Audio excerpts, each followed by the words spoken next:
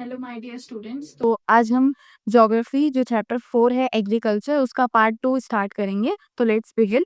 यहाँ से आपको ध्यान रखना है कि आज हम मेजर क्रॉप्स के बारे में पढ़ेंगे। अगर आपको याद हो पिछले क्लास में मैंने आपको एग्रीकल्चर के बारे में बताया था, प्रिमिटिव के बारे में बताया था, जो जिसमें हमने झूमिंग फार्मिंग एंड ऑल के बारे में डिस्कस किया था। Today I am going to start with major crops. That first crop is rice. Rice जो कि बहुत इंपॉर्टेंट क्रॉप है, जैसा कि आप जानते हैं। मतलब खाने पीने में अगर हम देखें अनाज के मामले में तो राइस, व्हीट, पल्सेस, ये सारी जो क्रॉप्स हैं सबसे नंबर टॉप पे आते हैं। तो ये आपको ध्यान रखना है। सबसे पहले हम राइस के कैरेक्टरिस्टिक्स पढ़ेंगे। इसमें सबसे पहला जो पॉइंट आएगा, ये स्टेपल फूड क्रॉप्स है। स्टेपल फूड क्रॉप्स का मतलब ये होता है कि ये खाने में बहुत प्रमुख भोजन के रूप में इसको लिया जाता है। तो इसीलिए इसे स्टेपल फूड बोल रहे हैं। बहुत मुख्य कहीं ना कहीं क्रॉप देखने को मिलती है। नेक्स्ट आ जाएगा, इसमें जो हमारी कंट्री है वो सेकंड लार्जेस्ट है। ये आपको ध्यान रखना है, ये डाटा में काम आएगा। यानी सेकंड लार्जेस्ट का मतलब है कि सबसे फर्स्ट नंबर पे चाइना है, सेकंड नंबर पे इंडिया है। तो ये ध्यान रखना, एमसीक्यू में आ सकता है। लार्जेस्ट प्रोड्यूसर सेकंड है India of rice in the world after China.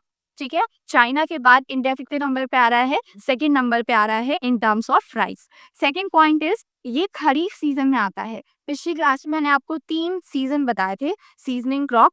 First बताया था खरीफ, सेकंड बताया था राबी जो विंटर सीजन का है, और खरीफ जो समर सीजन का है। तो राइस जो है ये समर सीजन में आएगा। यानी खरीफ सीजन आपको ध्यान रखना है, एमसीक्यू में कभी आ भी सकता है कि राइस कौन से सीजन में आ रहा है, खरीफ सीजन, रबी या जायद। तो आपको ध्यान रखना है कि ये खरीफ सीजन की क्रॉप है।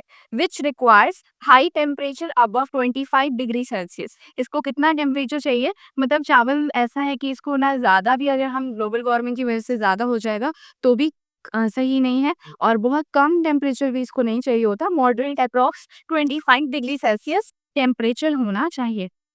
नेक्स्ट है हाई ह्यूमिडिटी। इसको ह्यूमिडिटी बहुत ज़्यादा चाहिए, जिससे कि इसको ग्रो करने में काफ़ी आसानी होती है। नेक्स्ट आएगा एनुअल रेनफॉल। राइस को पानी बहुत ज़्यादा चाहिए होता है। मतलब ये उसी एरिया में उगता है जो स्वाइंटी एरिया होता है, जैसे वेस्ट बंगाल हो गया। यानी जो ज़्यादा मर्ड वाला एरिया होगा वहाँ पे ये सबसे ज़्यादा सुइटेबल होता है टू ग्रो। ठीक है, एनुअल रेनफॉल यहाँ आपको ध्यान रखनी है 100 सेंटीमीटर। ठीक है, यानी यहाँ पे टेम्परेचर को हम डिग्री सेल्सियस से देखेंगे, और अगर रेनफॉल की बात करें तो हम यहाँ पे सेंटीमीटर के उससे पॉइंट ऑफ व्यू से देखेंगे। ठीक है, ये कौन कौन से एरिया में है आपको एरिया ध्यान रखना है। North western side, north eastern side. North eastern यानी अगर मैं इंडिया का मैप बनाऊँ यहाँ पे, तो आपको ध्यान रखना है कि इंडिया के नॉर्थ ईस्टर्न साइड में आएगा। ये वाला जो रीजन है इंडिया के नॉर्थ ईस्टर्न साइड में आता है, जो आपको बात ध्यान रखनी है। यहाँ पे ये गंगा रिवर भी आ जाती है, ब्रह्मपुत्रा रिवर भी आ जाती है। तो ये रिवर की वजह से these area is very fertile for agriculture point of view. ठीक है, तो आपको ये बात ध्यान रखनी है। नेक्स्ट है कोस्टल एरिया। थोड़ा सा इसे यहाँ पे कोस्टल एरिया भी मिल जाता है, जिसकी वजह से ये स्वैम्पी होता है या मडी एरिया होता है।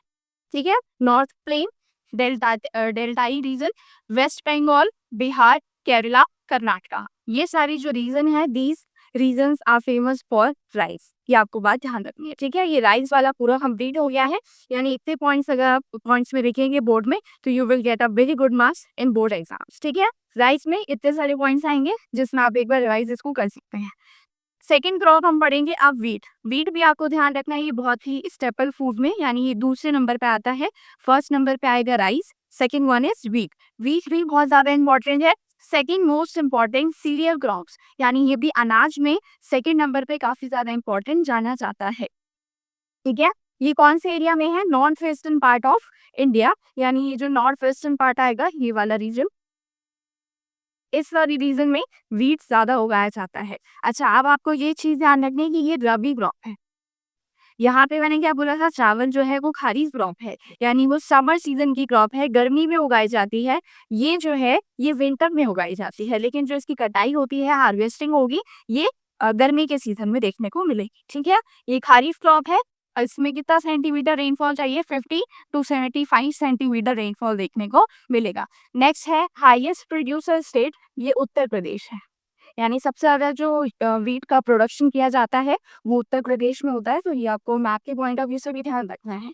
नॉर्थ वेस्ट रीजन बात किया जाएगा, जैसे कूल ग्रोइंग सीजन इसको थोड़ा चाहिए और ब्राइट सनशाइन चाहिए, थोड़ा सा नॉर्मल होना चाहिए, जिससे कि इसको ग्रो करने में काफ़ी ईजी रहता है।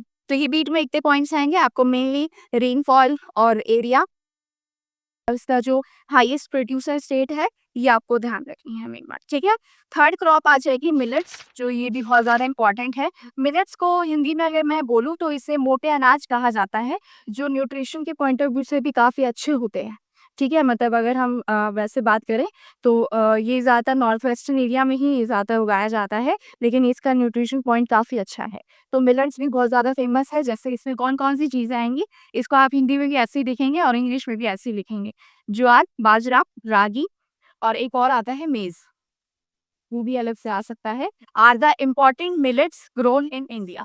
ये सारे जितने भी क्रॉप्स हैं ये किसके अंदर आएंगे, मिलेट्स के अंदर आएंगे, यानी मोटे अनाजों में ये कंसिडर किए जाते हैं, ठीक है। These have very high nutrition value, meaning इसमें ज़्यादा पॉइंट नहीं है, बस आपको इतना ध्यान रखना है कि न्यूट्रिशन वैल्यू से काफ़ी इंपॉर्टेंट देखने को मिलता है, ठीक है। सो नेक्स्ट क्रॉप देखते हैं पल्सेस। पल्सेस आपको बात ध्यान रखनी है, पल्सेस पता ही होगा आपको, दाल जिसे बोलते हैं हम। और दाल जो वेजिटेरियन लोग हैं, ठीक है, उनके लिए काफ़ी ज़्यादा न्यूट्रिशन का सोर्स है, प्रोटीन का सोर्स है, क्योंकि नॉन वेज वालों के लिए तो ठीक है जो भी सोर्स अदर से आ रहे हैं, लेकिन यहाँ पे वेजिटेरियन पीपल्स के लिए पल्सेस ही एक मेन प्रोटीन का सोर्स देखने को मिलता है। लार्जेस्ट प्रोड्यूसर है इंडिया इसका और कंज्यूमर भी है। इसका ये मतलब है कि हम पल्सेस को उगा भी रहे हैं बहुत ज़्यादा मात्रा में और उसको कंज्यूम भी कर ले रहे हैं, ठीक है। तो ये ध्यान रखना, major source of protein in veg diet, एक तरीके से जो वेजिटेरियन लोग हैं उनके लिए मेजर सोर्स है प्रोटीन का। नेक्स्ट आएगा these needs less moisture in dry, एक तरीके से इसको थोड़ा सा कम मॉइस्चर चाहिए, ज़्यादा भी इतना नहीं चाहिए, और थोड़ा ड्राई रीजन भी होगा तो इट विल ओके, ठीक है। यूपी, एमपी, राजस्थान, महाराष्ट्र, कर्नाटका, ये सारे जो रीजन है यहाँ पे ये पल्सेस उगाए जाते हैं। तो होप यू अंडरस्टैंड, ठीक है। आपको अगर ये वीडियो अच्छी लगी, thanks for watching, please like share subscribe to our YouTube channel, thank you.